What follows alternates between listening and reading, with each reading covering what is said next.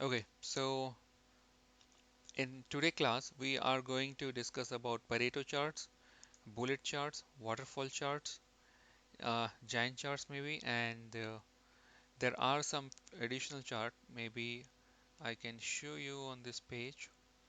Uh, Let me go to any of the sheet. Yeah,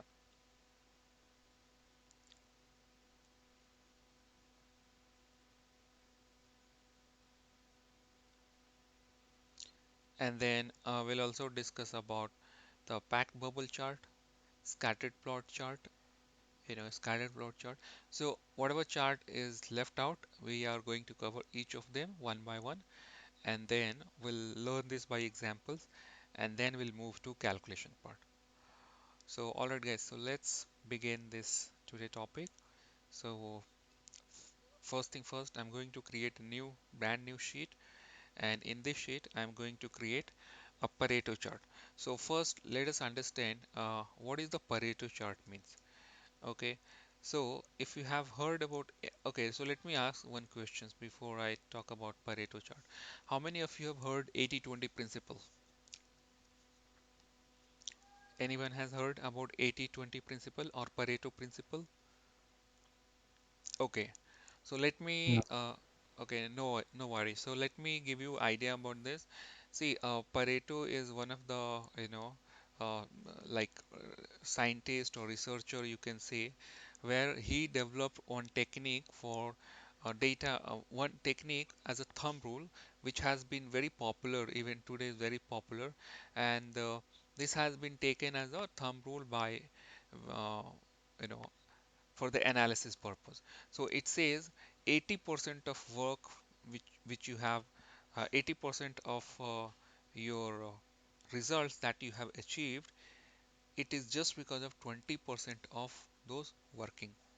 Okay, so it means that, and this is a very generic rules, and that you can apply into any domain, any areas, any industries, any subject, everywhere you can. It's a very generic thumb rule that he has given, and he says 80% of, let's say 80% of your m- performance that you have work in some project, or 80% of your recognitions has come just because of 20% of something that you have done.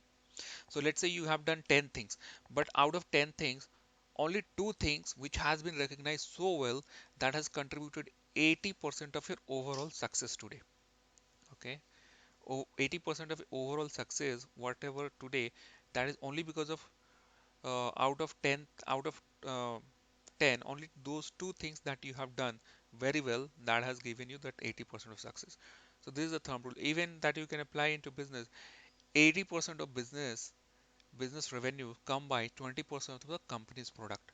So you can see there are company which has n number of product, but only that those 20% of product so successful, so popular in the market, that they are driving the 80% of revenue for the business, right? So using this Pareto chart, what we trying to understand, okay, what are those 20% which are actually making 80% impact on overall business or overall results, right? And this is not like a very uh, s- you know a, in a very strict way that only 20% will be contributing 80%. No, this number could be here and there, maybe some little more percent, little less percent, but roughly this is the fact, like there are very a small percentage of something, some work or some product or something which has actually given a significant amount of your performance. So let me also show you the Google, and let me talk about Pareto principle before I talk about this chart. So here you'll get a good idea what I'm talking. Or maybe I can call 80-20 principle. 80-20 principle.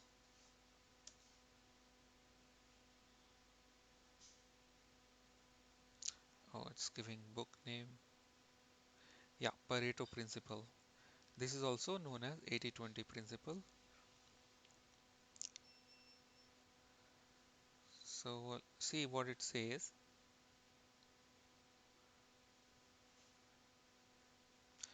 80% of outcomes results from 20% of all causes or 20% of input. 80% of outcome or output, whatever you get, it's just because of 20% of input. And this input could be anything. If you are talking about a personal thing, this can be your efforts, your work that you are doing. If you are in talking from the business perspective, this can be 20% of the overall my product portfolio.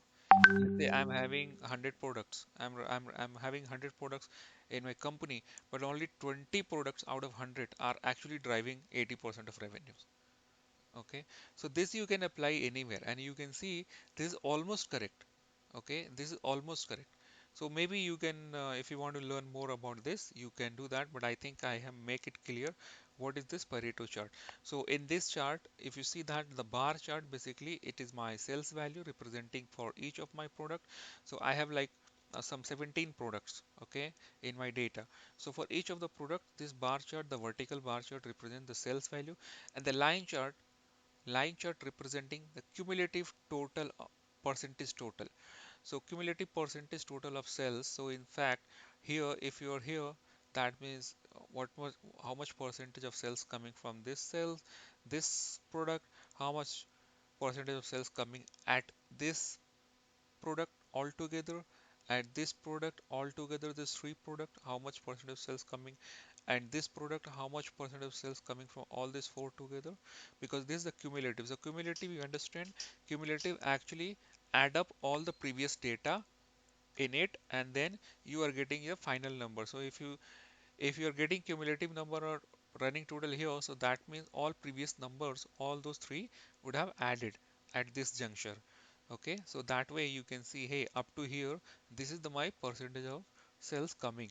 Okay, so you can see likewise, where is the 80% coming?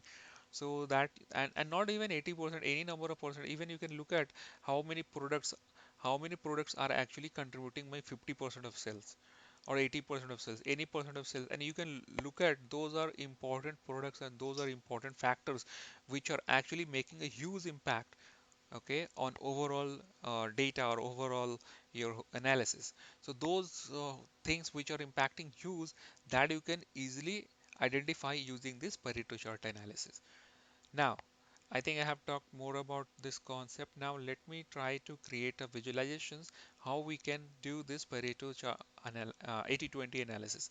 Well, I have my data, like this is a superstore data. So here I have like my sales information and my product information, my order information, customer information, and so on. So I'm going to create a Pareto chart on the product itself. So here I have my product. I have created a hierarchy, category and subcategories. I'm taking the subcategories because this has like more number of, and I'll put it on the column because I want to create a vertical column chart, right? So now let me take the sales value. We are going to look at sales value. How many is products which are creating more sales value? Okay, now this I'll put it on descending order. Okay, so now I can see I'll put the text label on. Now I can see, let me format that number so it looks good.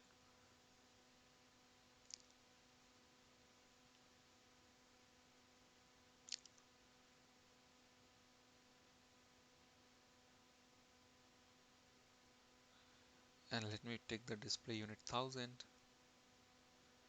Okay, so it's more readable now.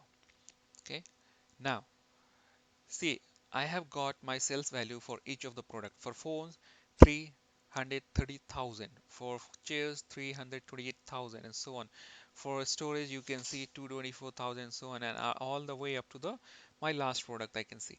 Now I want to know what is the percent of sales driving by cumulative percent of sales driving at any label. I can see, hey, up to all my three products are contributing this much percentage of sales, all my four products are contributing this percentage of my sales, all my five are contributing this much percent of sales out of my overall sales, out of my total sales. Okay, that is what I'm trying to understand here. So now to get another running total chart, what I'll do, I'll just create a duplicate of the cells, and how, by pressing control and just bring it next to it, though you got a duplicate chart. Now you see for each of these measures, Okay, I have created a duplicate sales measure again. So for duplicate also I'll be getting the similar chart what I have for the first one. So since both are similar measures, so for each measure I got one bar chart, right? Now the another one which I have got by creating duplicate, what I'll do here in this chart, I'll change this chart type from here. Since for this measure you can see the marks here, so for the second one, and for the first one when you click first one, the first one will get active. So when you click first one, the first one marks will active, and using the marks we can change the configuration, the behavior of the chart. Okay, so I have clicked the second one, and now on the second one here there's the automatic. Usually we go by automatic, but now even I can change it to something different. So maybe I can choose the line chart. Okay, now but this line chart basically it is like for each individual product, it is just representing the how the things are moving. But now what I'll do, I'll just go to my second measures value, and I'll come here, and here I have quick table calculations, and what I'll do, I'll choose running total. Okay, when I take the running total, see the behavior of this line chart changes. And now if you ask me question why did it happen, so in the initial in the previous view when I was looking at the normal sales value, so it was telling me sales value at each particular product. Now in this chart I'm getting running total, so that means this is for phones, and this is at this place it is phone plus chairs. At this place it is phone plus chair plus storage.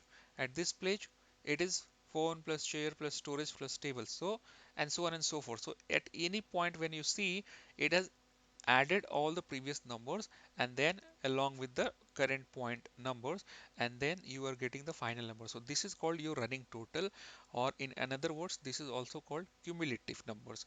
So cumulative or running total is the same thing. It's just that you are adding all the previous points, all the previous numbers together, and to reach out a final number. Okay, up to here this is my total sales. All right, so now we got the absolute numbers for each of the product. Now what we can do, since now for both of the measures are separately and for each measures you are getting this chart, now I want to bring them on the same axis. And why is that? Because if you look at my this is my duplicate, and I'm basically all these two measures I'm getting it for the subcategory. So this is my x-axis, this is my x-axis, the horizontal, and this is my y-axis, the vertical. So x-axis are common for both of them, right? I mean, because on the x-axis I have product here, and here also I have the product only. So I to make my comparison easy, what I'll do, I can bring them on the dual axis. When I choose dual axis, both of them will come on the same axis. So that way my x-axis will become common now. See, when I do that, okay, so this behavior has changed. Again, I will go to first one and I'll change this back to bar chart. Okay, I have changed this back to bar chart. Now if you look at the same color, that's why you're not able to see here, but I will change the color so it will look better. Now you look at, this is my bar chart and this is my running total sums. Remember, this is the running total sums. Now I have to get this into percentage terms. So what I'll do, I'll go here, and there are something called edit table calculation. And just to remind you one thing, okay, just keep in mind, I'm not explaining you the calculation part. This is just an overview for you how to create this chart. The calculation part you will be learning in very much detail when I will cover the Tableau calculation. Okay, so here in that the calculations running total I'm getting, that is perfect. Here I just add secondary calculation. Okay, and here I just choose percentage of total, so I'll get the percentage of total, that's it, and close this. Now look at that. Okay, so here is the problem is that I have to format this. I have to format this, and I have to bring to percentage. Okay, now I can increase one decimal point. Okay, now you see that And what I'll do, I'll change this color to some different color so that both are distinct. Let me take a percentage of running total sales. I'll take my orange. Okay, now it is more visible and clear and looks nice on both together. Now you can see at this juncture, this is contributing, this phone is contributing 14.4% sales alone. Out of your entire sales, this particular product, it's alone contributing almost like, close to 15%. Okay, and up to here, and this is also contributing quite significant because both numbers are quite close, and up to this two product, they are together contributing 28.7%, and up to the third one they are contributing 38.4%, and up to here you can see this guy 78.3%. So up to here you can see, hey, you know uh, from copier and all others behind this product, you are getting 80% of sales. Okay, and rest all other guys from here to here, the rest all other guys, they are only giving 20% of sales. Okay, in the business, but they are like so many, 1 2 3 4 5 6 7 8 9, all these 9 together contributing only almost like just 20% of sales.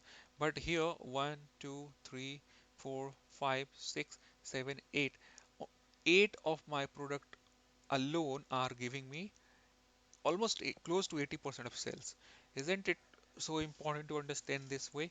Because this way you are going to analyze, and this is like a small data. What if you have a huge amount of data, like I say 100 of products you have, and you wanted to understand how many of your product contributing what percentage of total sales.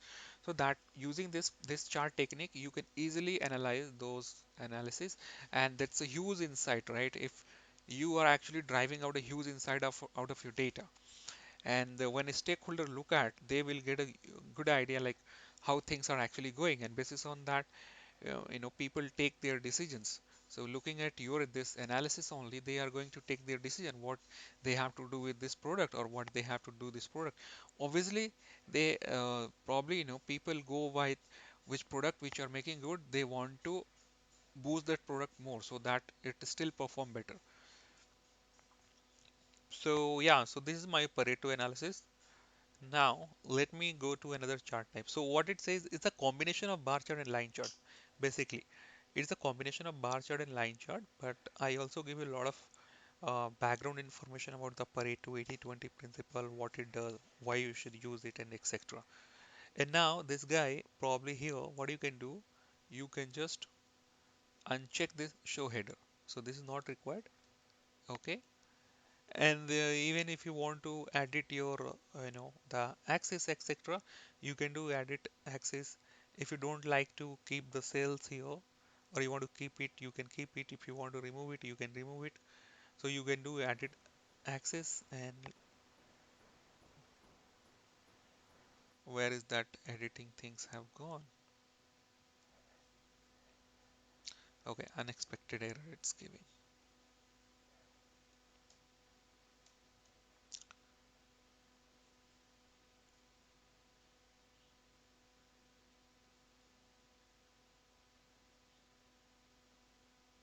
Yeah, here that option added axis. Here basically what, see a lot of option we have automatic, uniform axis, etc. Here you have the title of this axis. If you want to change the title, you can give a new title, or if you just want to remove it, you can just delete it from here, and that title will gone. You can't see the title. And here include zero. So if I check include zero, so zero will be part of your this axis, y axis. If I remove it, see little changes, so start from directly 50,000, but if you want to keep zero, you can keep it. So those behavioral change. So let me remove the zero. Since my data is such a huge data, I don't need zero actually. It's going all the way up to 350,000, so including zero is not important. Directly see it's starting with the 50,000, 100,000. In 50,000 interval, it's giving on my y-axis, so I can include remove the zero. Now this looks more cleaner, nice way. So that will be your assignment. You will be practicing in your free time. Okay, now move to my next chart. Next chart is bullet chart. Okay, so the bullet chart, let me gives you what the bullet chart is and when you should use it. So bullet chart can be used to use as a gauge to show the performance of a measures. So what does it mean? Let's say I'm giving you in a very layman um, definitions. So it means when you have something like say you have some measures and okay, and then also you have some target for the measures. Then you want to compare the measures, how much the measure has performed against the target, right? So measures could be sales, right? And let's say you are running an organization where you have like individuals, sales executive, and every sales executive has a sales target. And now how much they are performing against the target when you want to measure that information, then the bullet chart is the best. Here not only you will look at whether they have exceed the target or you know and not exceed the target, you can also look at how much they have performed of the total target, whether they have meet 60%, 80%, or they are exceeding the target, etc. So all those things that you can look into your bullet chart. It's not just people example I say. You can also look into your organization. For example, if you are a product based company and let's say I have my 50 product, maybe I want to set a target for each of the product. I want to get this much revenue from product A. I want to get this much revenue from product B. Now, what you can do, you can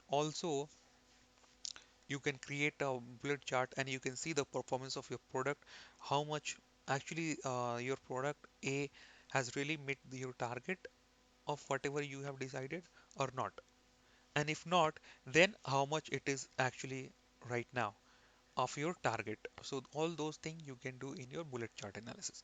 So now let me create a new sheet and then create a bullet chart. So first thing first, I don't have a target uh, you know, as such. Okay, target cells, I think I have created one calculated field. So what I'll do here, as you can see, I have done it. So what I'll do, I'm just going to remove that. I'm going to remove that and I'm going to create a new target for me, brand new. See, this target is like, or maybe let me use this only.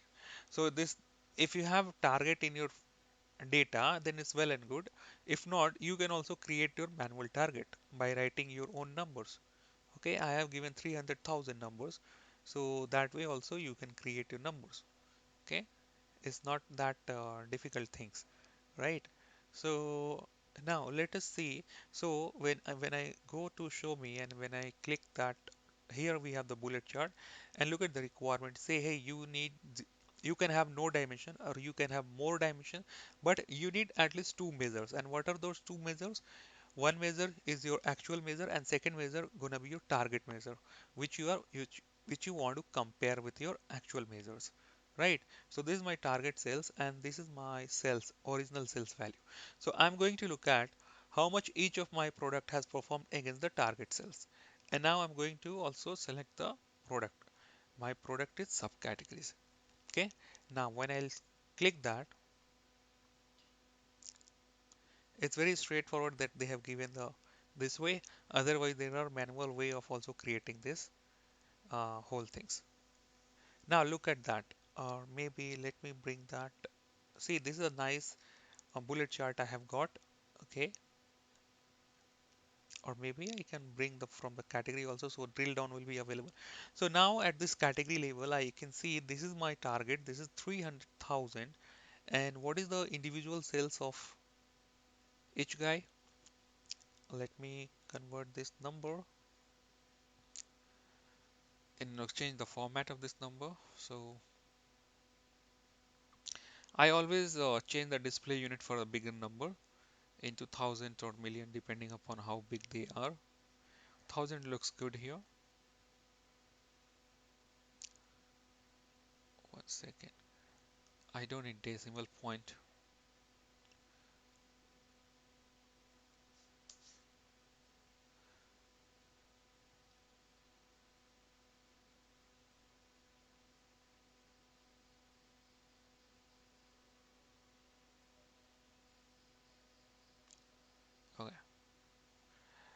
Okay, so you can see for each of this category, your each categories are actually much more than your target value. Target value is 300,000, but each of your product are actually exceed the target. Now, when I'll move to drill down to subcategories, that is my granular level product line. So I can see, hey, uh, only these two product, chairs and phones, which have actually exceed target values.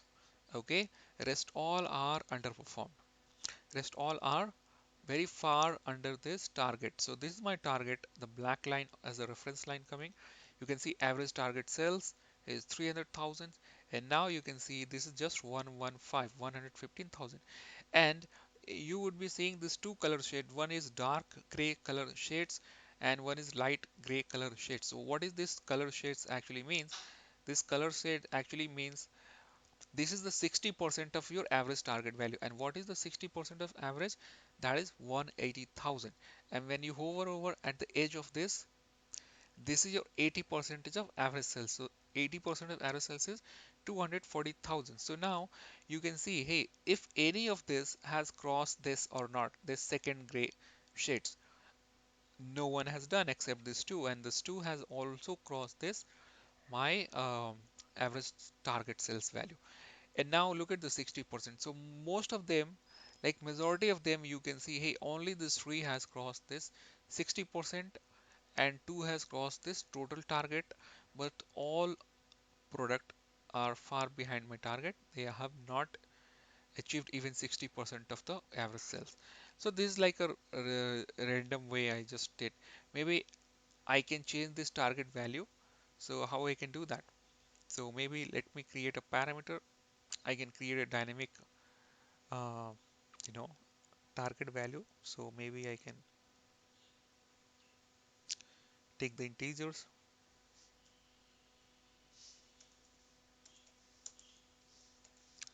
This concept I will talk later when I'll come to this part.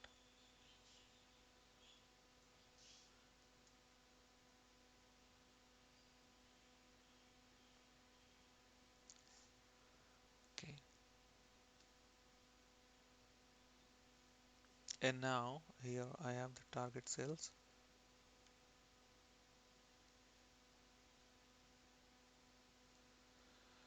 In this formula itself, what I'm going to do, I'm going to use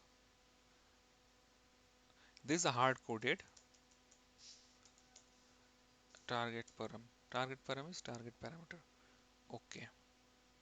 Now this is my dynamic way. So I can actually supply how much I want. So I'll just click show parameter now. So now you see that I have mentioned 100,000. So now my target has been changed. So now there are a lot of product which has exceed my target. So this is my 100,000 target, and you can see the bookcases has gone beyond my target. This is already like chairs is like okay, that's a superior product. This has been little below than my target. This has exceed. So you can see like how many of them have exceed, how many of them have not exceed. And this is like a worst product, fasteners, just giving me 3,000 sales. Okay, and this is my 60% of sales. Even there are many which are actually less than 60% of my average target sales, and many of them are actually way more than my 80% of sales, etc. So all those detailing you can look into the bullet chart, and yeah, you can compare together, or you can take your decision basis on what do you want. Now I have made your target also as a variable where you can like you can supply what target you want to give. So let's say I want to give 20,000, 200,000 now. I want to give target values is 200,000. Now I change this, right? Now you see that bar, that target bar is has changed. So that also I made it dynamic. So I will talk about this parameter, using parameter, how we make things more dynamic in our calculations. That I will also talk about this later. So this is about the your bullet chart. Now let's move to move to third chart, and keep your questions ready if you are finding any question here, and if you are thinking you need to check something with me, any question coming in your mind, note your questions, or if you want to ask now, I'm also okay with that. But then keep your question ready. When will? Ritesh, Yeah, hi. Here in this case, in this bullet chart case, you are putting the measures column and a dimension column, right? See, and we are putting a column in columns. We are putting a sum of sales, yeah. right? So the way you are targeting it. So can you show me the targeting ones? How you are creating a target, setting the target for this? See, this target is basically I supplied from my side. So this is like a okay target. Now I have made it dynamic. To make it dynamic, I create a variable. Okay, this is nothing but a variable, and this variable I created a things called parameter. So things called parameter actually which helps to make create a global variable so that you can make things dynamic. So where it is moving average.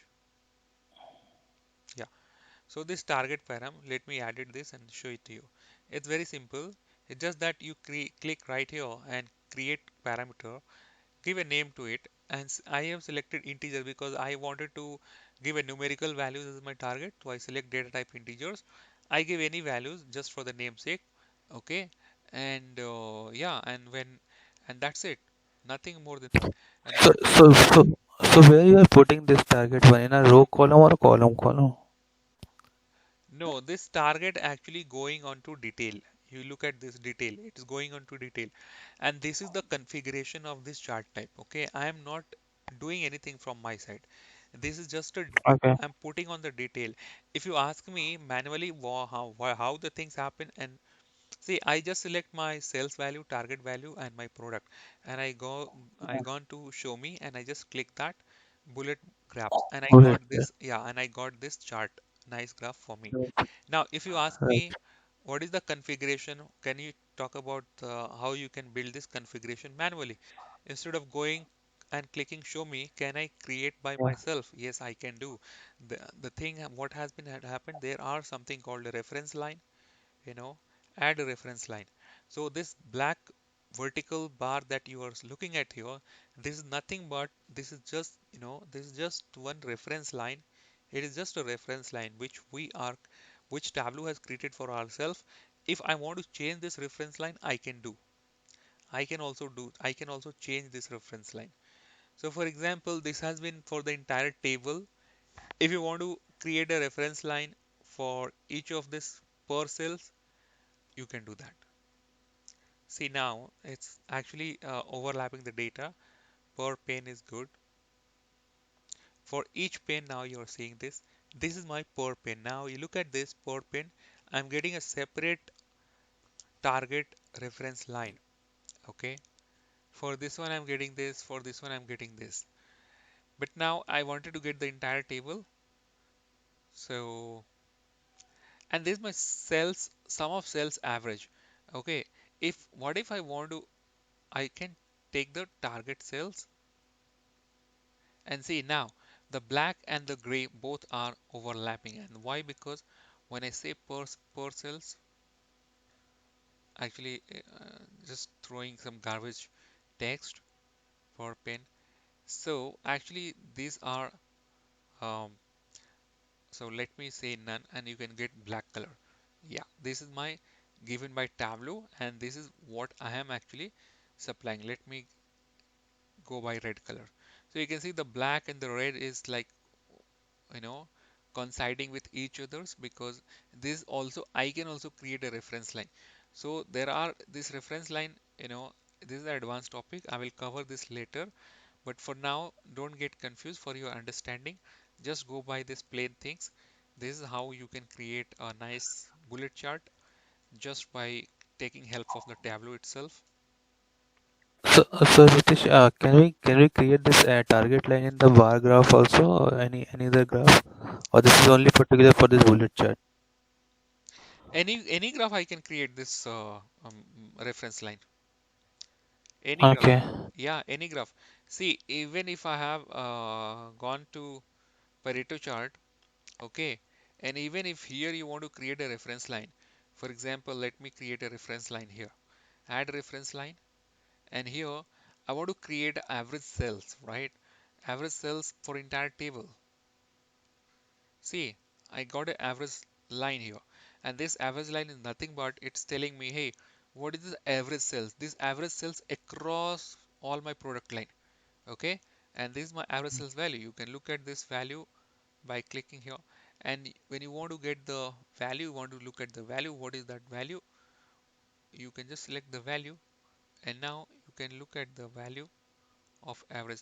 This is a 135,000 is your average sales value, okay? Okay. That means Okay. each product has contributed 135,000. That's what it means.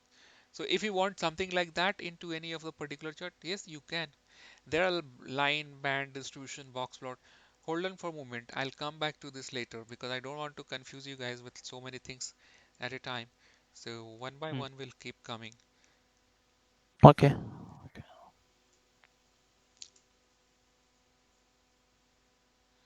Okay, so this is my bullet chart. Using the bullet chart, the whole idea is to understand um, the performance of my product, people, business, anything when you want to understand the performance. Okay. All right. So moving on, waterfall chart. Okay. So let me talk about this all fancy chart. Okay. These are like not usually people use it. Not everybody, at least I can say. Only people from analytics background they use it, and people who are quite data savvy. They understand data. They understand visuals. You know very well the visualization of the data. They probably prefer all these things. So waterfall chart, especially that used into financial organization. Okay. So what is the waterfall chart? So let me talk about the brief introduction about it. So waterfall can visualize the cumulative effort of measures over dimensions. What does it mean? So it means when you want to walk through the ups and downs of a particular measures across dimensions. Okay, so let's say you have your business, you're looking at your revenue part of your business, and when you are analyzing it for different time period, and you want to look at, hey, which quarter we were up, then came down, then up and down. So when you want to walk through those ups and downs and the volatility part and wanted to understand which time period we were performed very well, which time period we were not performed well, and how much percentage of my overall sales contributed by which part of time frame.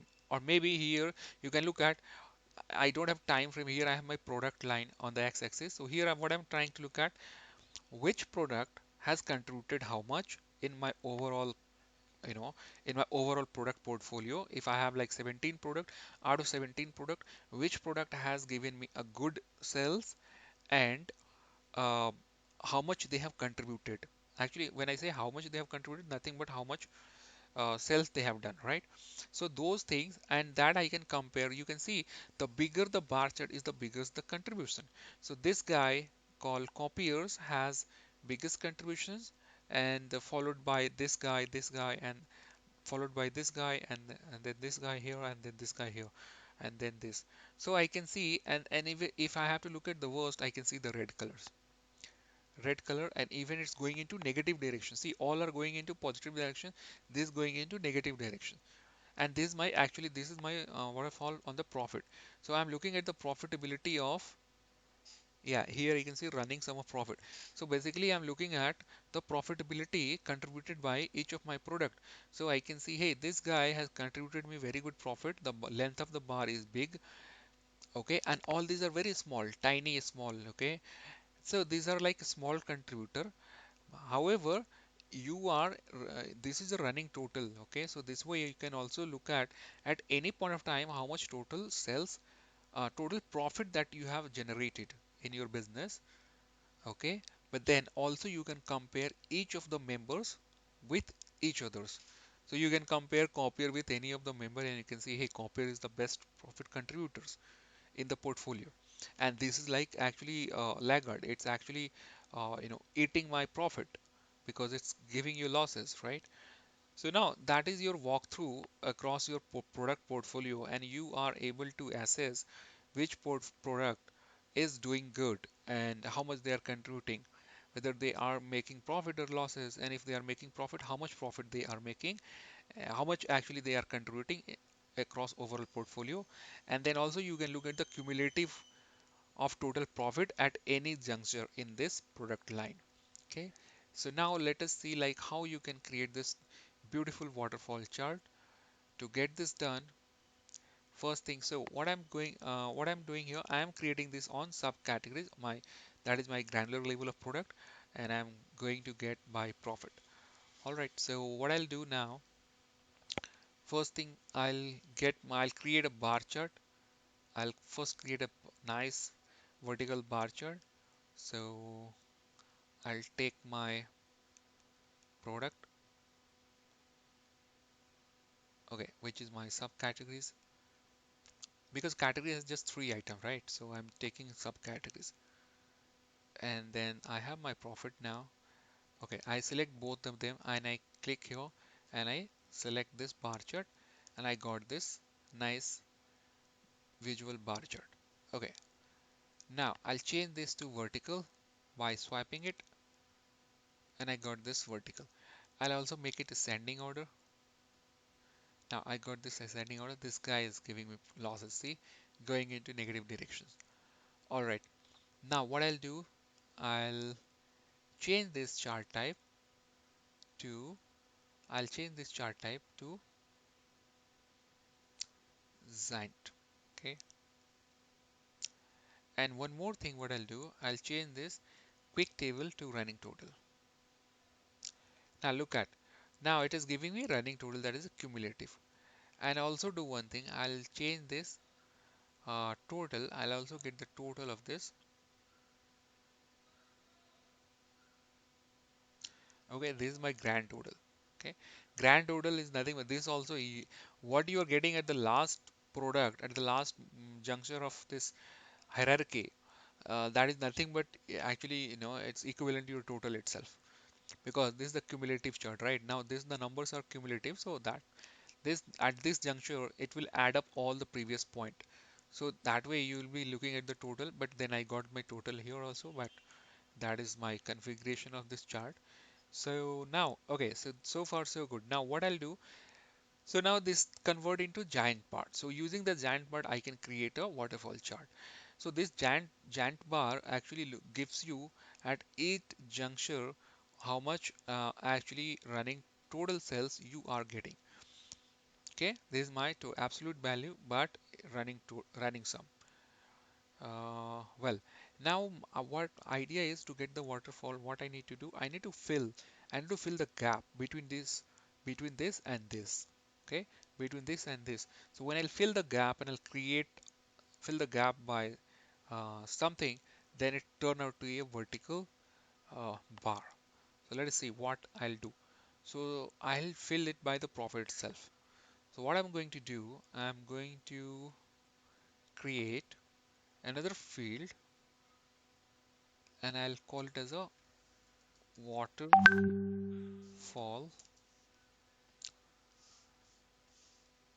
uh, filler. Let me call it waterfall filler. And to get this, I will be getting the same measure of profit itself. Okay, I'll be getting sum of profit, but then I'll take the negative. I'll take the negative of this number. And why is that? Because I want to fill this gap. Okay, now I got this. What I'll do, I'll bring this to size. Look at this. When I bring this to size, the gap between these two has been filled by this waterfall, which I have put it on the size. So now basis on the negative value, when I say negative value, then it will go into negative direction, in the backward direction, right?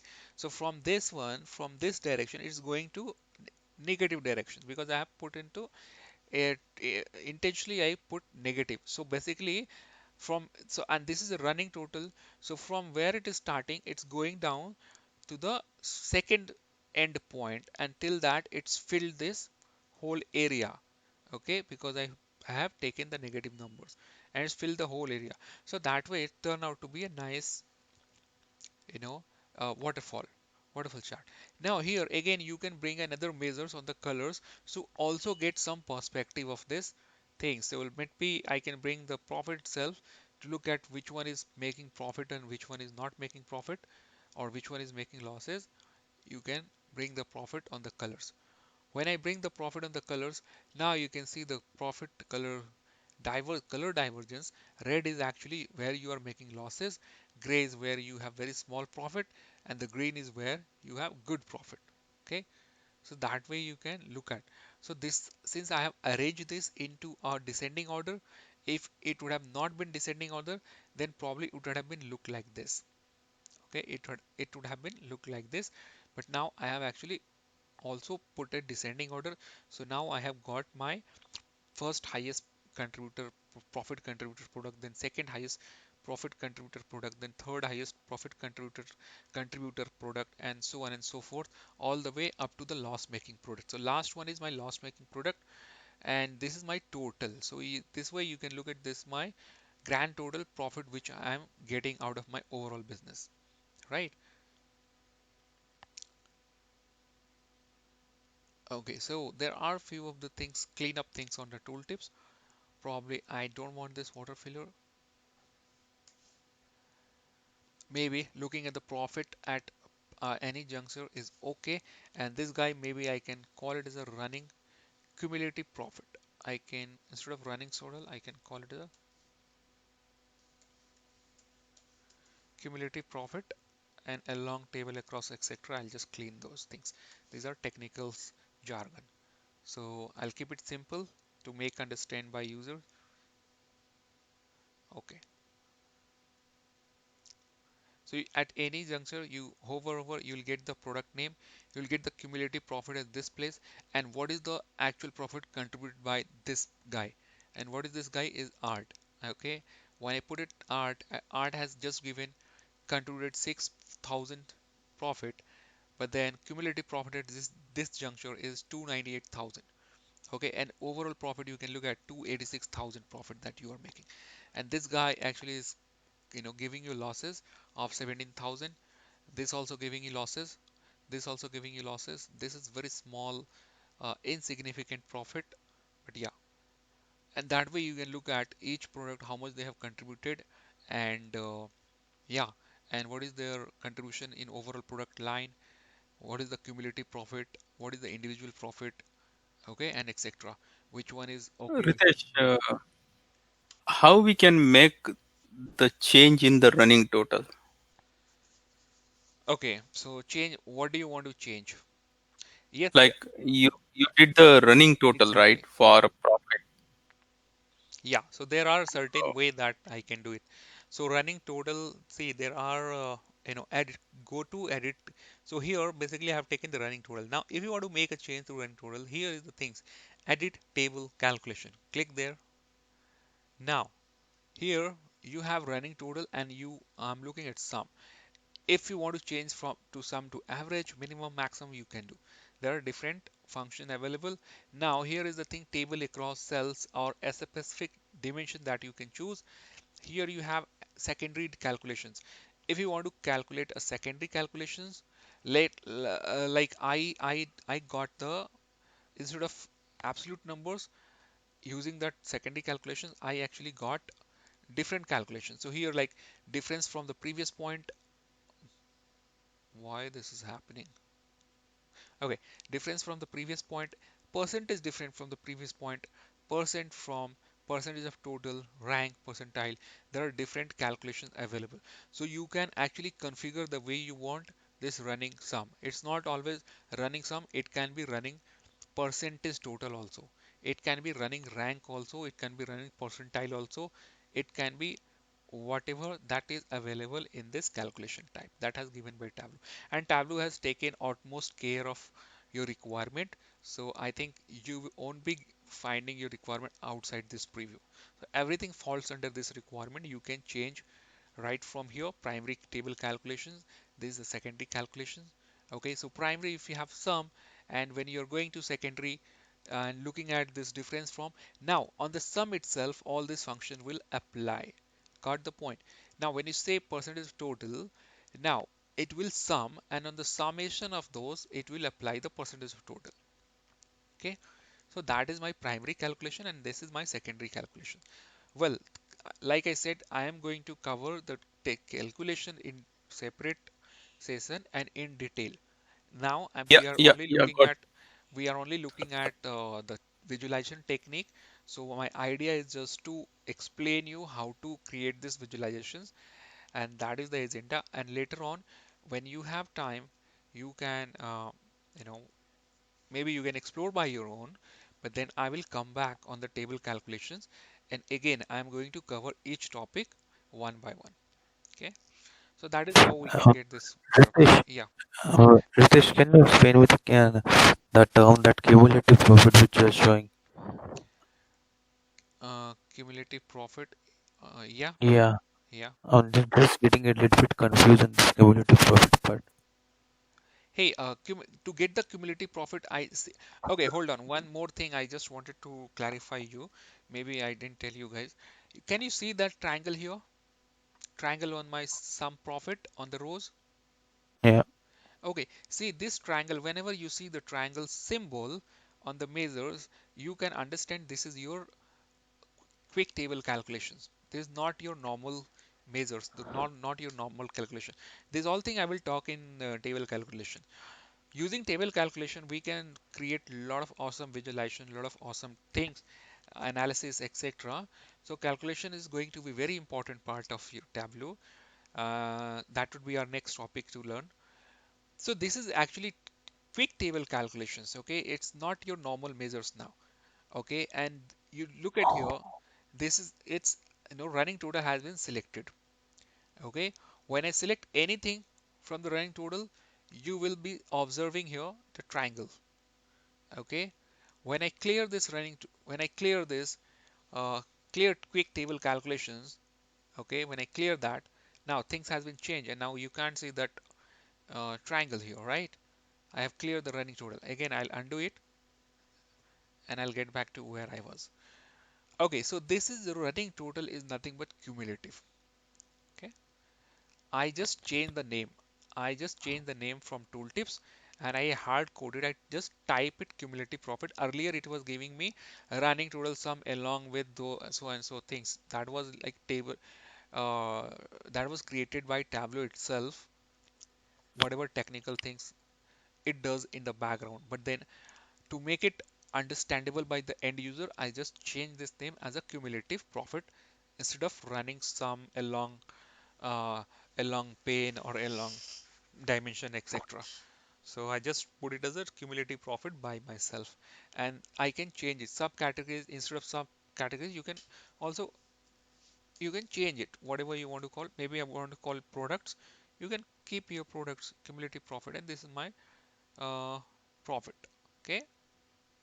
now, Ritesh, I got that point, but how this is behaving? I just want to know how this is behaving, like cumulative profit. I know that you have renamed that running total to cumulative profit, but how this running total is behaving in this graph? Yeah, so the behavior is just like what we saw in the Pareto chart. See, Pareto Yeah, chart, we understood these are like at any place whenever you hover, this is your yeah, total percentage. How much up to this juncture, how much total percentage sales is been driving by all these four together. Similar to here, similar to the running percentage total that you saw on the Pareto, this cumulative is nothing but so if I'm here at binders. So now at the binder, how much total profit I'm getting? So when I say at the binder how much total profit, that means it has included the profit coming from copiers, phone, accessories, papers also, including okay. binders. So all these five together, the total profit is 206,000. And the profit when I look at the hover over, individual profit is 30,000, which is just by showing as a profit. Maybe I can call it as an individual profit. So that will be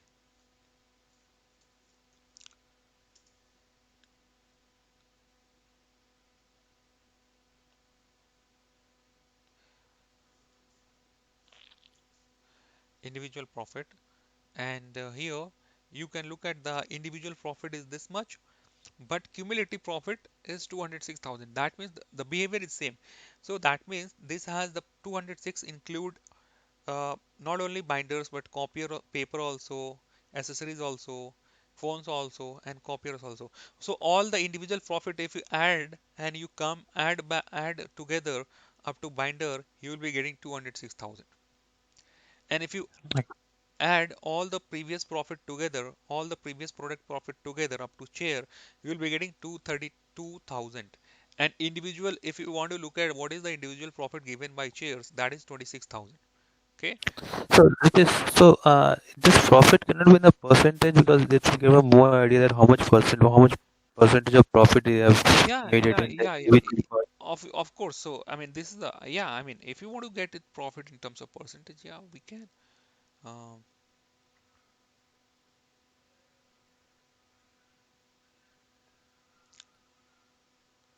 so this is my running total. Here I'll be taking my running total. So here what I'll do, I'll go to quick table, edit table calculation. I'll click secondary, and here, like I said, I'll just take a percentage of total. Okay, so that can actually the behavior is being getting changed by taking percentage of total. So let me, you know what, let me take something.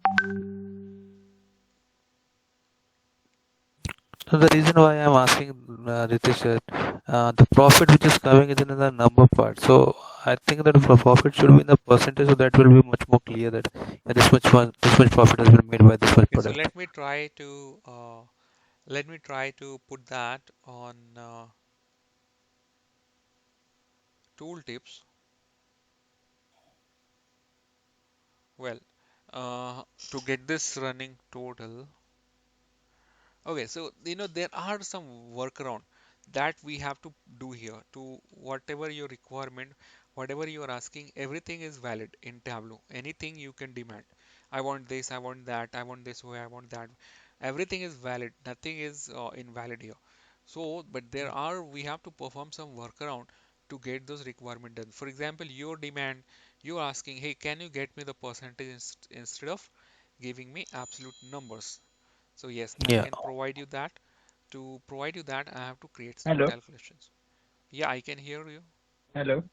Yeah, I can hear Sanket. Yes, Ritesh, if you could just click on that sum of profit on rows, that triangle. Okay, Yeah. When you go to that edit table calculation. Oh, no, sorry. Can you go back again? okay. Uh, quick table calculation. If we Percent. keep click over your percent of total, can we check what we get? No, you We won't ex- be getting that waterfall chart. No, that behavior changes. That's what I was saying. The behavior will change. Okay. Okay, so I don't want to change this behavior. I want to get in this fashion only, but I wanted to provide the percentage total number. So let me get you this. So this I got the profit here. Well, I'm just going to create one LOD formula. See, again, this is a part of the formulas things. So I'm just, bear with me, I'm just going to create one LOD formula. So, okay, I'm going to fix this at category label, and then I'm going to take sum of profit.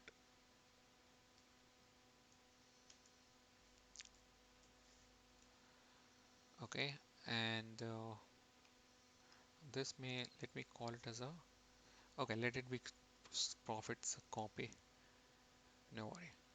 Okay, now this will give me what this formula is going to give me. This formula will give me the total profit at the categories label. Okay, or maybe hold on, even no categories I want. I want it to First category. I want it to give me just exclude at just overall total profit. I'm not bothered about this thing. Okay, here itself, what I can do here, just give me a second. I think in the same formula I can create that. Now, actually, what I'm going to trying to do, I'm trying to create a percentage total, okay, manually by my own. So this percentage total I'm just trying to achieve. And now, what I'll do, I'll just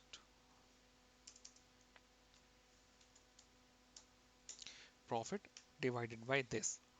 Okay, so this profit will give me profit for each of the product, but this will give me total profit irrelevant of any particular product. It will give me total profit.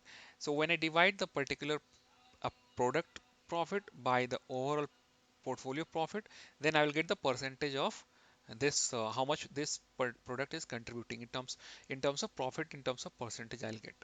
Okay, so now when I'll bring this profit copy to tooltips.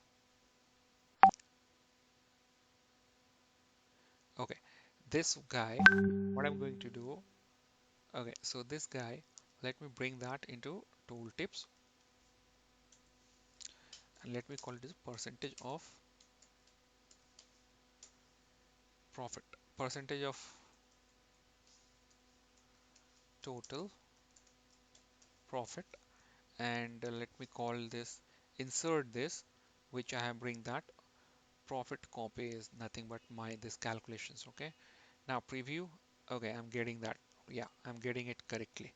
Now I have to format that number into percentage, so it will be good. What I'm going to do now, I'll just format that. You can look at the hover over. Now you're getting that. Okay. Now I'll do one thing. I'll just, sorry, here select this and again format, go to format and just change it to percentage. Okay. Now you'll be getting into percentage way. I'll just take one decimal. That's okay. Now you can look at, this is your 10%, this is your 9.3%, this is your 7.4%, this is 6%. So each country, how much they are contributing, each product you can look at. Okay. So let me colors things, I just change.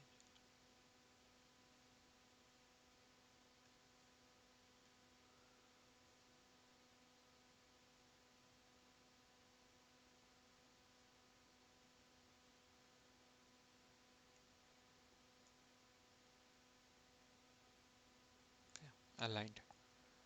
So aligned looks good. So yeah, so that way you can get it. So there are, see, in Tableau, everything whatever comes in your mind or whatever your end user or your stakeholder asks demanding you, everything you can do it. Okay, not like we are only limited to some book rules. Okay, only this thing we can do.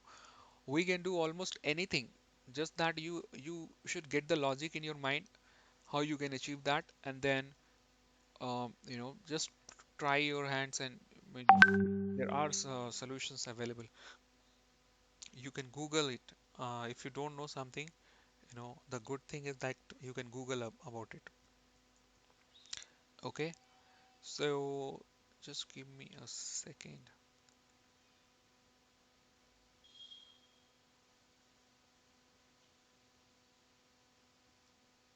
One second.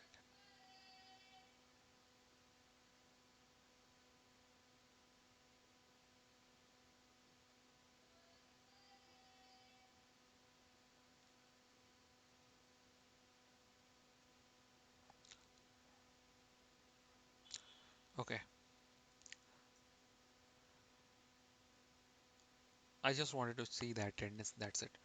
Uh, okay, so now we have done this. This is the waterfall chart. Now let us look what all charts we have. So I'm just going to my tableaus and I will just quickly create some extra visualizations which I have here. Okay, so dual axis we have learned that you just select your second measure and check dual axis. It will turn to dual axis.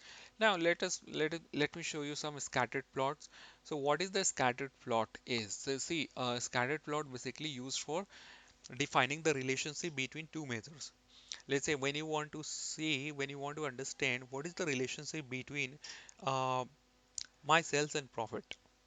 So when you want to when you say what is the relationship between sales and profit, in that way you are saying you wanted to say hey, is it necessary that I'm making every time I'm making profit whenever I do a sales, right? It may possible that you are also making losses due to some various XYZ reasons. That is a valid point. So, how do you understand whether you are making profit or not for each of the cells, right? Then you have to create a relationship between these two measures, and correlation between these two measures are nothing but called scattered plot. That the correlation you can define on a scattered plot. Okay, so a scattered plot is basically used for statistical analysis, basically used when you want to show the correlation between two products, two measures, any two things. When you want to show the correlations, that will work perfectly, and that is the only way to show the correlations. When I hover over scatter plot, it say, hey, you need to from minimum two measures to maximum four measures that you can use, and you can have no dimensions or more dimensions. Okay, that is absolutely fine. Now let us see how I'm going to do that. So I'm going to look at sales and the profit part. Okay, this is my profit. Now I want to look at the relations between these two. So I just select these two measures itself, and I hit my scattered plot.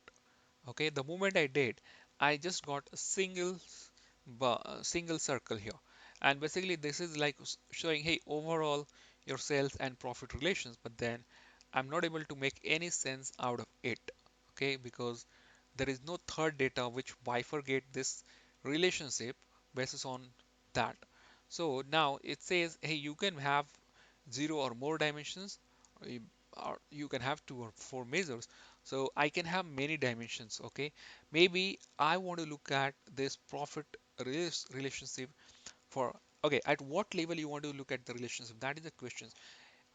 Do you want to look at the relationship for each single transactional day, or do you want to look at the relationship for each single product, or do you want to look at the relationship at the very granular level, each single product ID?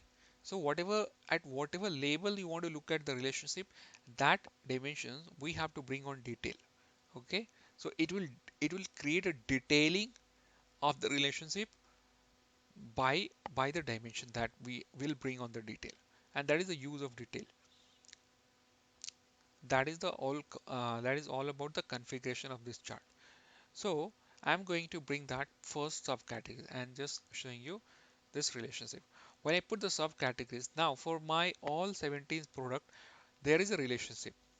Okay, this is for table, this is for bookcase, this is for so, and I'm not able to get any sense out of it whether I mean it's looks like it's the relationship are very scattered, very much scattered, widely scattered.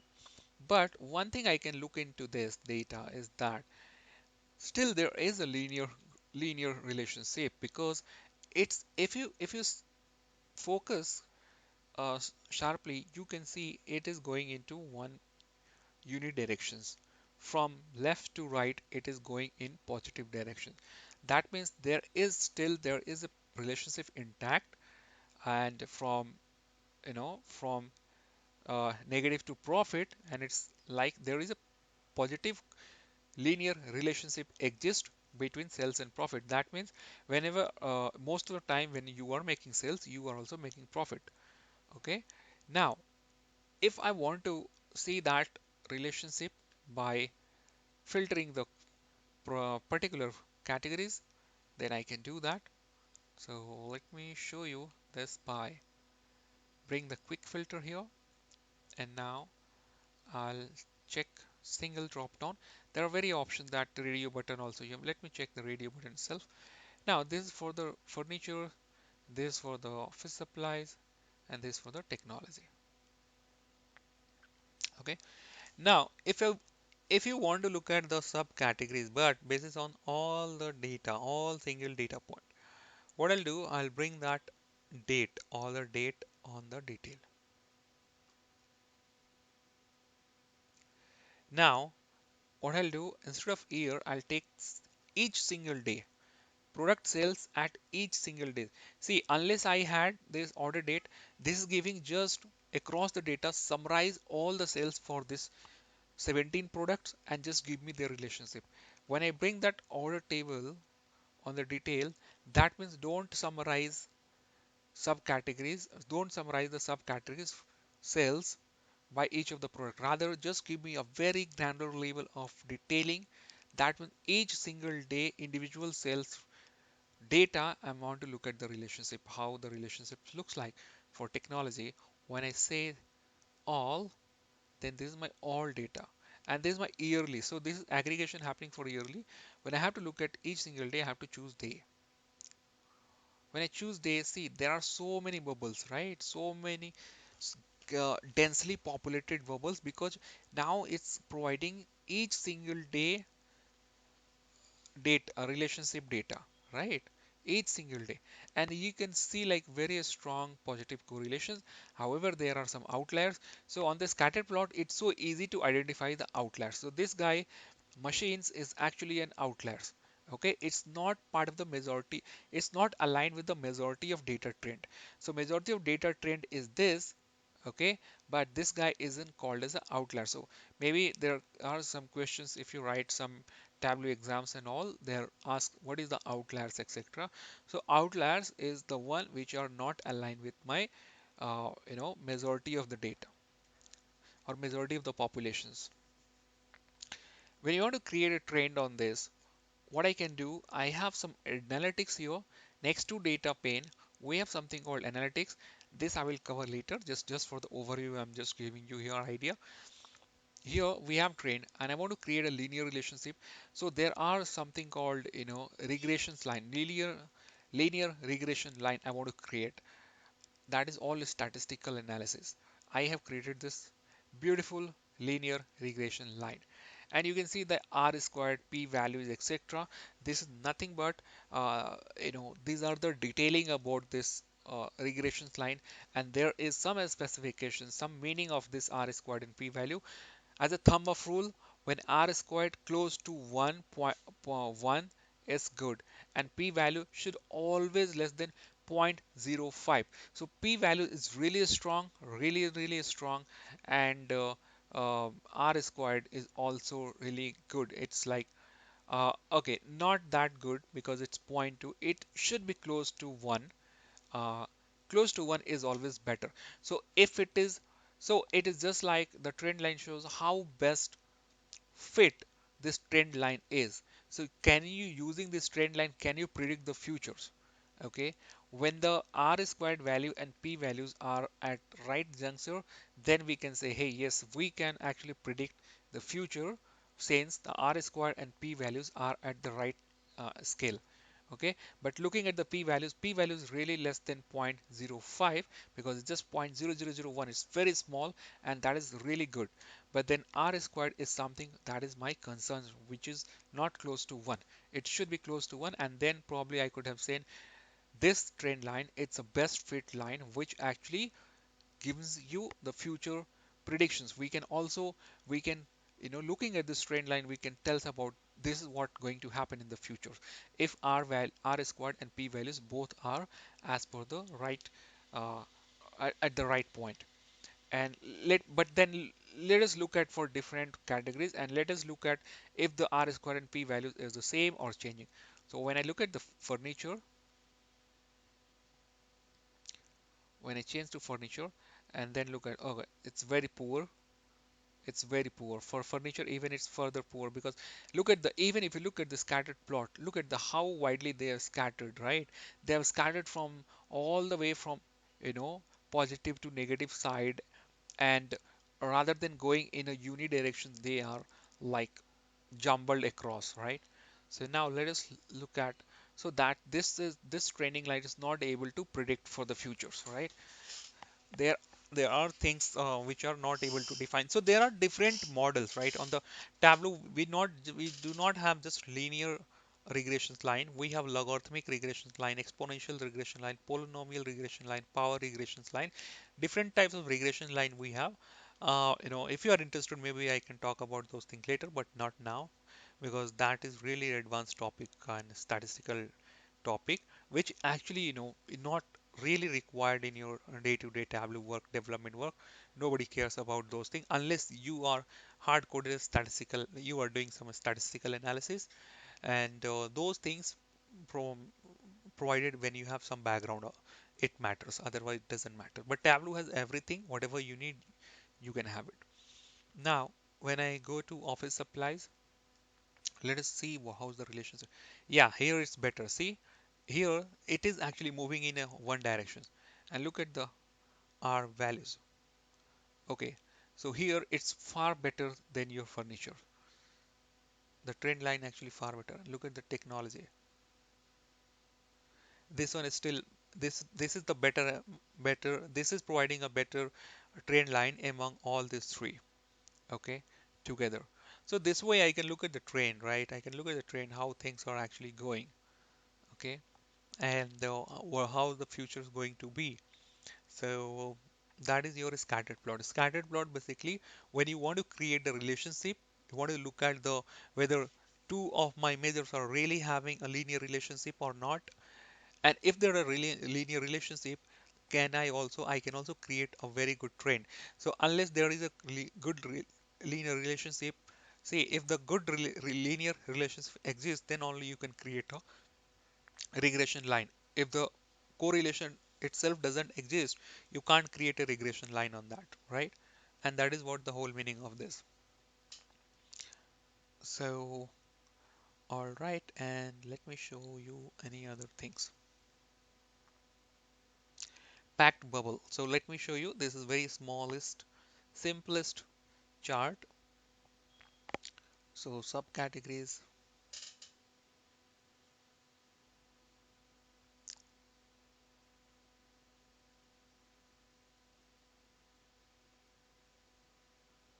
and cells. When I choose that, now this I'll get the packed bubbles, colorful bubbles, and the size of the bubbles nothing but represent the size of my cells. So where my high cells, where I have my cells numbers really high, I will get a bigger bubbles. Where the cells is very small, I will get the bubble very small. And the colors basically presents each of the legends. The legends represent by the colors. So you can see accessories, the blue colors. But then I don't really need to provide the legends, the product name by the colors. Rather, I can use some different measures to analyze some additional information. Yeah, because measures anyway, I mean product anyway, I can look at I can read the name out on the bubble itself, right? Why I should put on the color? Maybe I can bring profit on the colors and I can see some additional information. Now I am looking at, okay, how is my, okay, sales is okay, but how about sales? How about profit?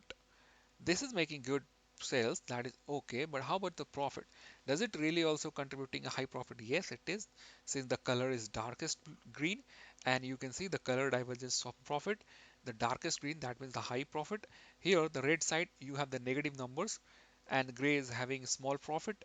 As and when it start turning towards green and more darker green, you are getting highest number. Look at the copier, the most darkest green, and that means it has the highest profit among all.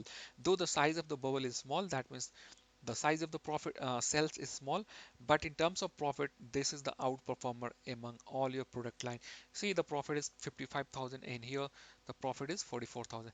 Though this is the second highest performer in terms of profit and first in terms of sales, but this is nowhere in top 5 in terms of sales. But then in terms of profit, I think the copier, maybe because the margin is very high. Yeah, the profit margin is very high, and on this product, maybe the profit margin is not that great. And here I'm making losses, so I can analyze the further on the scattered plot, etc. I can see what are the reasons I'm getting losses. Is it because some campaign I'm running, discount I'm offering, or maybe any XYZ reason that I can figure out from the data. And I can tell, hey, these are the reasons which are driving losses for the this product. Though I it is like top 4 sales, it is fall under top 4 sales, but then there is no profit, there is loss, and I can also provide you the reason for the loss by doing some analysis. Okay, so this is the way of showing your data in using the packed bubble chart. Okay, this also looks good, many people love this chart. as well.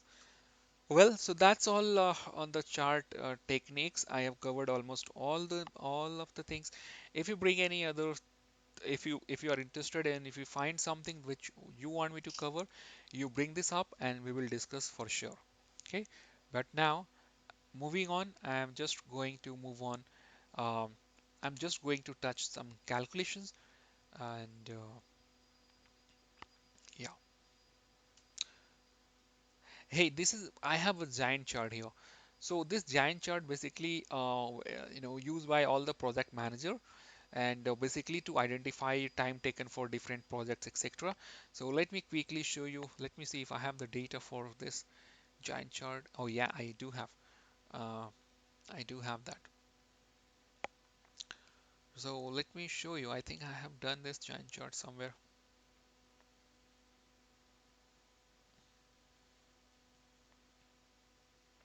Yeah, here it is. So this way, basically, I have, let's say I have a different task, right? I have different tasks and I wanted to create a nice timeline chart. This giant chart is also called as a timeline chart. Okay, so this timeline chart, obviously, when I say timeline, so on the time axis, how is my each of the task has performed, whether I have completed the task or when I have started task, when the task was ended, what is the status of the task, whether the task is completed, in progress, not started, etc. So I can look at, hey, this project initiation started by 21st April and by 28th April. Then the second task, define domain of effort, started by 28th April and then end by 10th May. Third task started 6th May and so on. And this all task has been completed. This is in progress. The milestone 3 is in progress, and you can also look at the duration, how many hours it took, etc. on the hover over. And yeah, and you can also look at the task which has not yet started. Okay, when the not started, all both data are coming as the same. So yeah, that way. And how you can create it, it's very simple. It's actually not simple. It is little requiring, it's required some workaround, but then we have timeline chart right here. So let me show you this chart, how you can create this.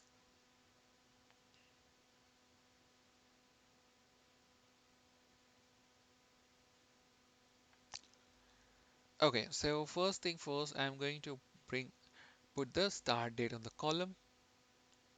Okay, and now task here. Okay, and instead of that, maybe I'll go by the month of this. Okay, because if I'm looking at here, maybe I can look at here. I'm looking at monthly or what? Oh, day wise I'm looking at. Okay, so maybe I can turn this to day wise. Now I have to bring the durations. Where is my durations? So duration is nothing but how many hours it took. Okay, that I'll bring to label.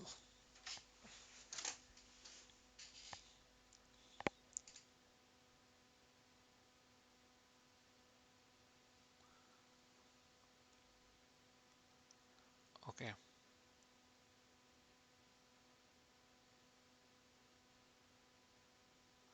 so duration basically I should bring on the this one size.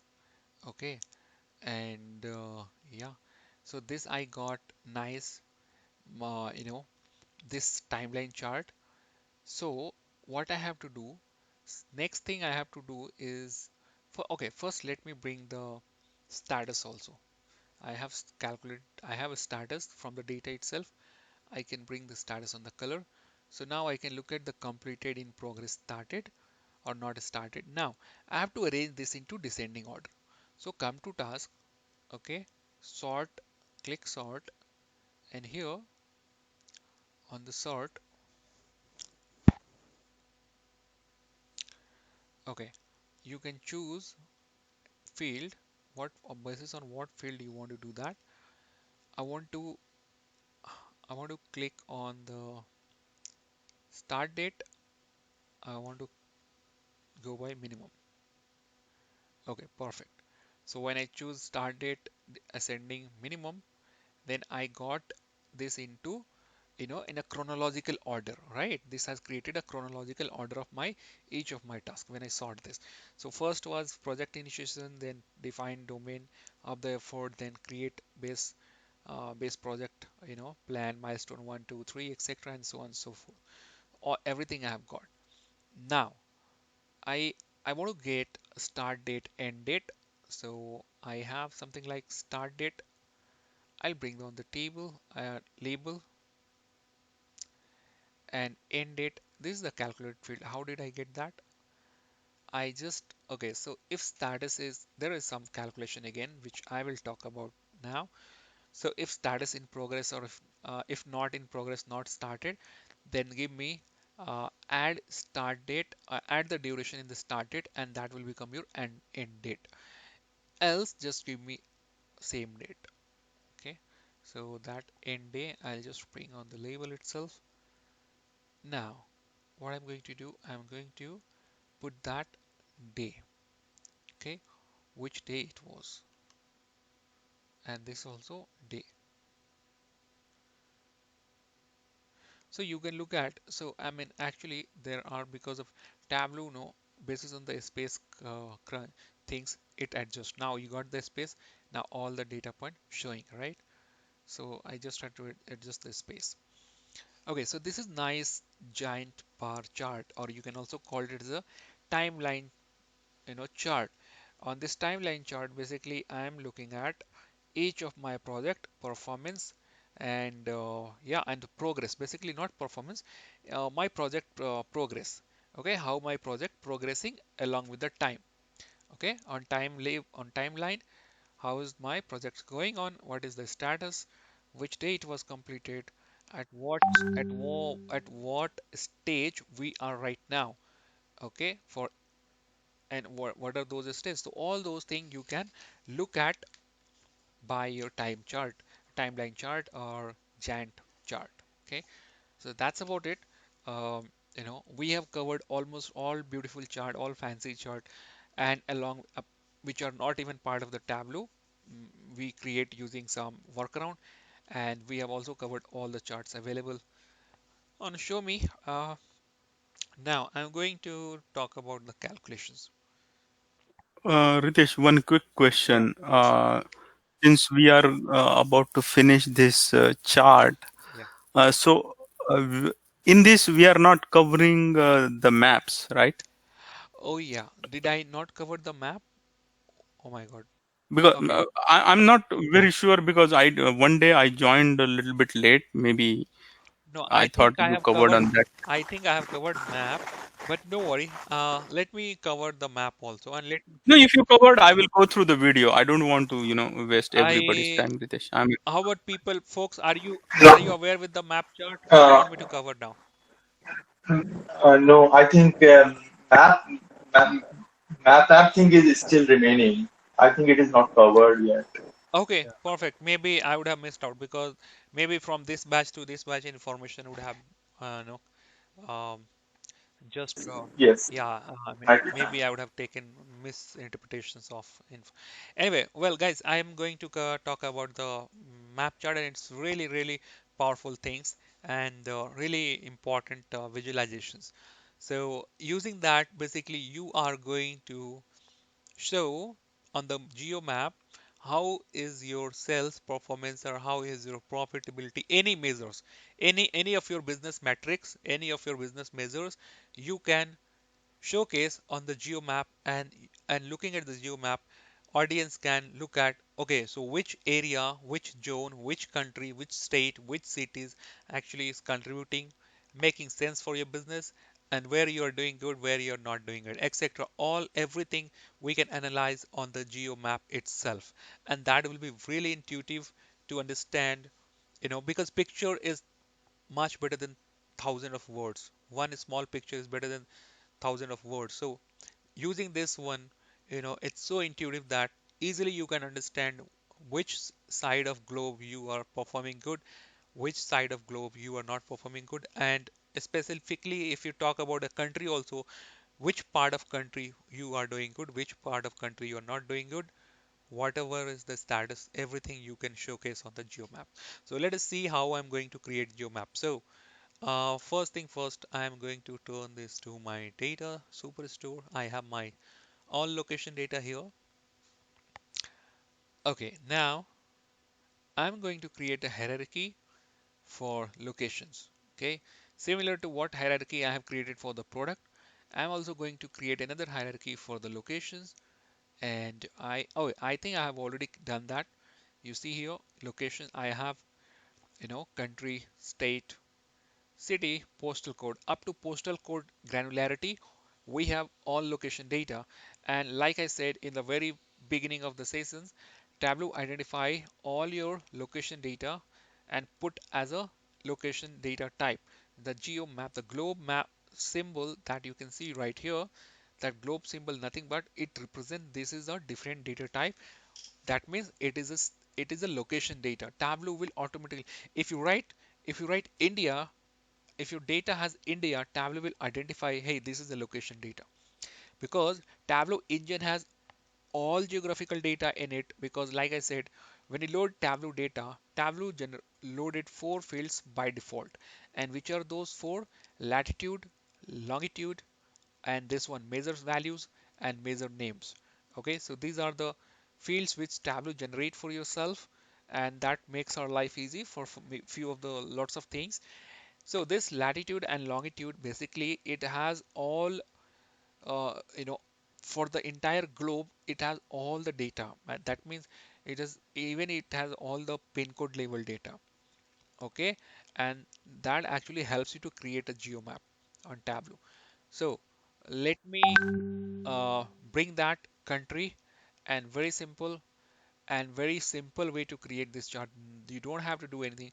Just drag this country on this canvas and see what happens. Tableau will start creating a geomap for you.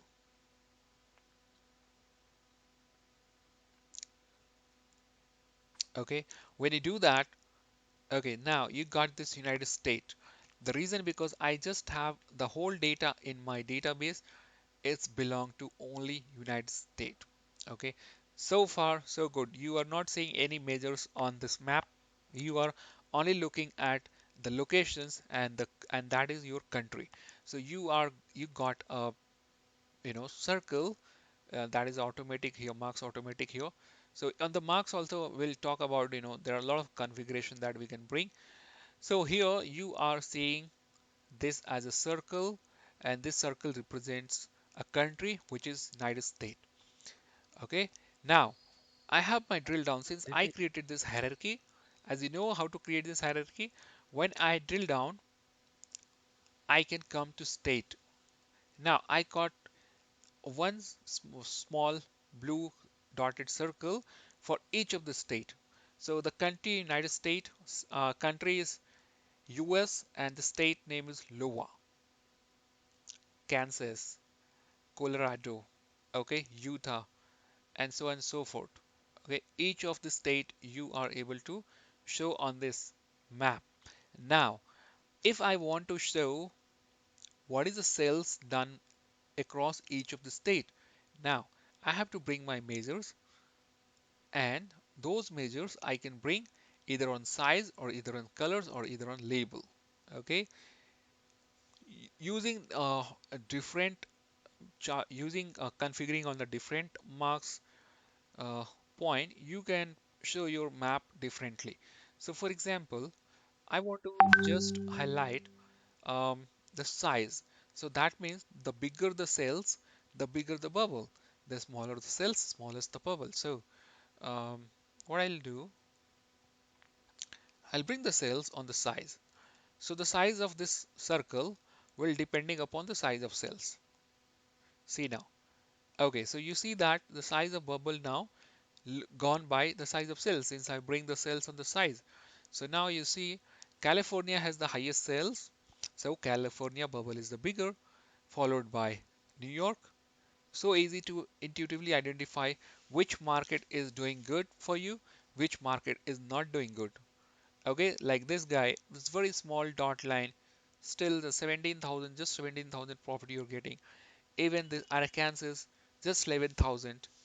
Very negligible sales coming from Arkansas.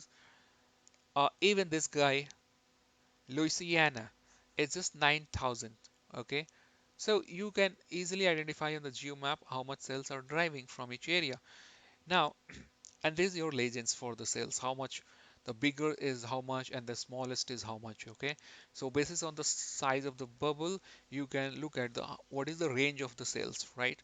So that way this is the help of the legends. Now if I want to not show this bubble by size, but then I want to fill each of this state by a particular color, sales color divergence, right? So I can look at, hey, if my sales is high, so in a different color, low, different colors, etc.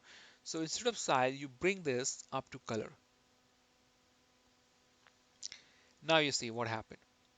Now you see, now you are looking at the sales color divergence since I put the sum of sales on the colors.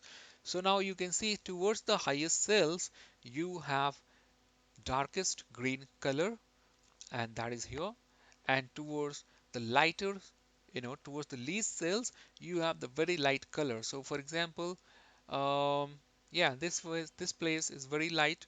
Okay, this is very light. So all are where my cells are not great, that I can easily identify. These all places where my cells are not great. Okay, smallest in number. Now if you also want to show the text number on the map itself, so that also you can bring the cells on the label, and that way you can also show the number. Okay, and now you format that number to make it more readable. Go to format and change it to by display unit. This make it, I'm going to make it 1000, so it's more readable now. Okay, so now I can look at, hey, this all areas are list contributor and how much sales they are driving. Okay, I can look at the sales, how much they are driving. I can look at this guy, just 1.32 thousand, quite smallest, right? Insignificant. Look at this, 457,000. It's a big, the California is actually driving my highest sales, for my overall business. This is my top market. I can say this is my top market. I should focus more on this market. I should not let this market go. And this market also I'm doing good. New York, this market also I'm doing good. This is my Texas. Moreover, if you want to also put by the state name in the map itself, what I can do, I can bring the state name. I can bring the state field on the label. So now I will have my state and then my sales value. You want to put the state name first and then sales value. You just have to, okay, it is already there, but then I think, yeah, I applied it. Okay, now you got it. There you go. So you can see the state and followed by the numbers. Okay, now on the map I got this. You want to change the color, it's up to you. You don't like this green color, you want to change this color, you can come and change whatever color that is your favorite. It's not stable in my computer, so maybe red gold, if you like red gold. And here there are stepped, okay, stepped color. So what is this stepped color means? Let's say you want to bifurcate, you want to create 5 bucket of this entire range, and you want to create 1 2 3 4 5. Let's say you have your minimum sales is 0.92 thousand and your maximum sales is 457,000. So that means this is your maximum sales California, and minimum sales also could be one of the state, right? Could be one of the state. You just have to figure out. Maybe it's not that intuitive to figure out the lowest sales, but then overall market that you can see on the map. Maybe you can create some different chart technique. You can see whatever is the lowest sales. Now the bucket, what it will help me, the stepped color. If I have 5 stepped color, so all the range will fit into 5 bucket. So bucket 1 will have one certain sales range, 2 will have certain sales range, and 3 will certain sales range, and so on and so forth up to 5 bucket. If I want to create only 4 bucket, I can just put 4 here. So in 4 steps, I am actually now it's changed to 4. In 4 range only, I am trying to look at my, you know, state, which are is good, which are not good, etc. So let's apply, just go by 4 and just see. Now your majority of market are falling under this guy, 0.92 thousand, or maybe this guy, up to this guy. Okay, though this color you are getting only for California and for this market, New York. Okay, so that way you can see like you can bifurcate. You can look at like what is the performance of different market. All right, so this is about your map chart. You can play around with this. Okay, and you can show your measures on the map, how the things are looks like for a country. Suppose you have different countries. Suppose you have different countries on in your data, then the entire globe will be filled up. Now US will be looks like a small portion of it. So for example, I have created one COVID-19 dashboard for project. So let me show you my project where I have all countries COVID data. So and so nice. So inter relations between different object of dashboard I have created. So to make it interactive. So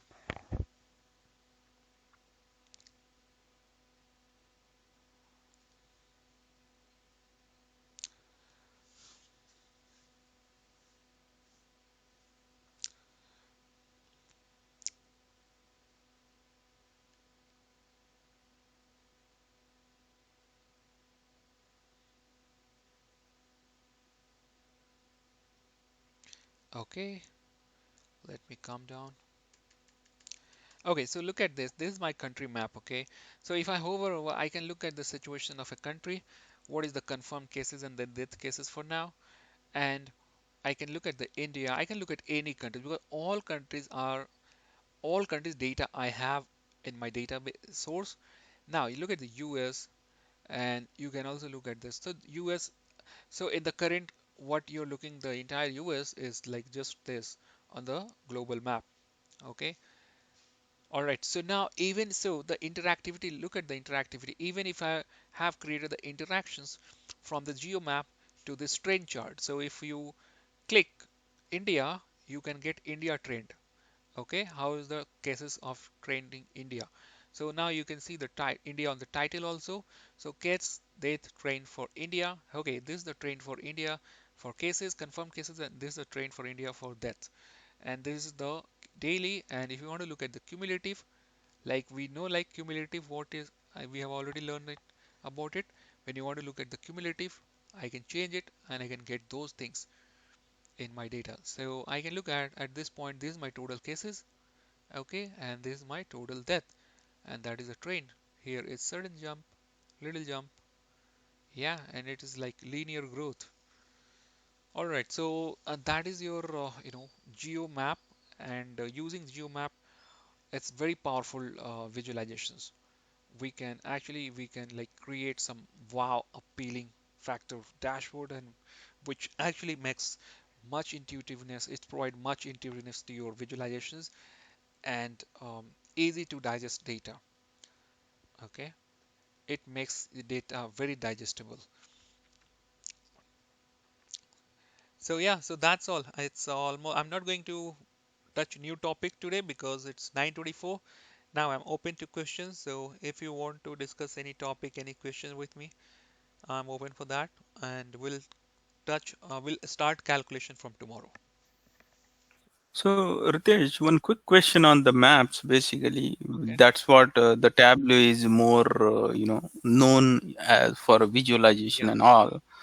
So, what is the difference between symbol maps and maps? When we are going to use the symbol maps and when we need to use as maps? Are you talking about this two difference? Yeah. Okay. Well, there is no any thumb rule for that, and there is no any such distinguished things.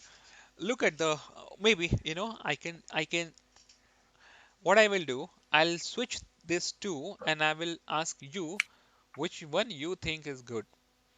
So let me change this to, uh, let me, okay. So look at this. When I do that, basically this one is actually giving you measures by size. Okay. When this one actually it fills your measures by colors. That's it. Okay. When I bring to this chart, Oh, this brings measures, you fills measures by color, and when I turn to this one, this filled your measures by the by size. dots. Yeah. So basically, Okay. now I feel when your data, when you have lots of, when you want to compare,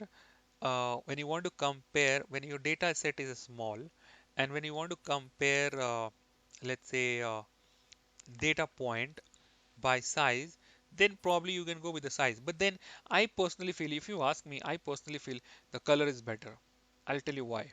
Okay, let me tell you why. Right. Let me tell you the why part. Because the bubble size, when I come to bubble size, there are so many bubbles which are being ignored. There are so many bubbles which are very small, very tiny, that has been completely ignored by your eye span. Your eye could not be able to focus on this because these are completely Correct. invisibles. But when I turn to these colors, at least I can look at each of the state and I can bifurcate. I can create a bucket like this and I can see whether in this range where they falls. Maybe I, like I shown you, I can also bring that measure cells and I can show you like how much sales they are actually contributing by providing that sales number itself. Okay, so by looking at the color also I'm able to figure out, hey, all this area are part of my least profit making area. Okay, but then um, even if I want to look at, well, what is the total value, but then also I can look at the value because I bring the sales. Now, even at the bubble, if you are going at the bubble, then let me show you on the bubble how does it looks. I'm just going to create a duplicate of this and just let's do a bubble and just do a comparison, quick comparison. So that way we will understand which one is good, which one is not good. Okay, here I got the bubble. Now, if I have to get the sales, let me try and put that on label. Look at that, how it looks like to you. Okay, now that bubble disappear, right? Because you're getting that, but bubble is like almost disappear when the values are really small. At least you are able to make, okay, this is the highest area, this is the highest sales driving area, and these are like lowest sales driving area. That way also, when you bring that number lay on a label, then at least now this is better. But without the label, numbers on the label, It's very hard yeah, very to, hard yeah. to digest the data. But here in this graph, this was little easy to digest the data. So I mean, you can decide whatever makes your stakeholder life easy, the end user life easy. You can take a call by people. Just take them like how whatever makes more user friendly. You can choose that. All options are relevant. All are good. There may be different cases, different things we can use. But And both, how about, though I do not have in my data source longitude and latitude values, okay. but Tableau internally Yes. takes Yes. those and, Yes. okay, okay, These are the self-generated fields. Okay, these are the generated. You can see the okay, generate. This is self-generated field. The only case is that your data should have the right name of the locations. For example, if you misspell India as instead of INDIA, you put IDNIP, right? If your data has right, incorrect spelling, then it will not able to create a graph for you. Your data has to be right, right, and if you put that onto geomap using the incorrect data, then you'll be getting some errors. So there are, it will be showing, hey, 12 locations has error. Now what you can do, you can also fix that. You right click that error, go there and just configure manually. Okay, this area is meant to be like this. It also says, do you mean by this location this? You can choose that, you can manually define that, and then also you can fix those error and you will get this nice visualization like this. okay, okay. Okay. But those fixes are at the data source level. No, It will not no, that will overwrite on the database. no, no, at the visualization level you are fixing. Okay, Right, on right. the end of this edge of this chart, you'll be getting Yeah, you are getting like you have seen, like whenever you have null values, it shows, hey, you got some null values, but then we are just ignoring it, doesn't matter. Even if your data has some incorrect location name, you know, mm, Tableau will not create view for those locations, but then it correct. will give you error at the edge of this, and it will say, hey, five locations are having errors, five locations are having error, or five names, five items has error. When you click that, it will ask you to edit. Okay, so in editing, you can in place of in front of the incorrect name, you can type the correct name by yourself. When you type the correct name, it will go and fit into your data source, and then you will get the visualization for those all missing locations on the chart. Got you. And that will also uh, give those the name or the Yes, changes yes, which we have made to the view data as well as the export data. exactly. Yeah. Okay, makes sense. Okay, thank you. Any other questions?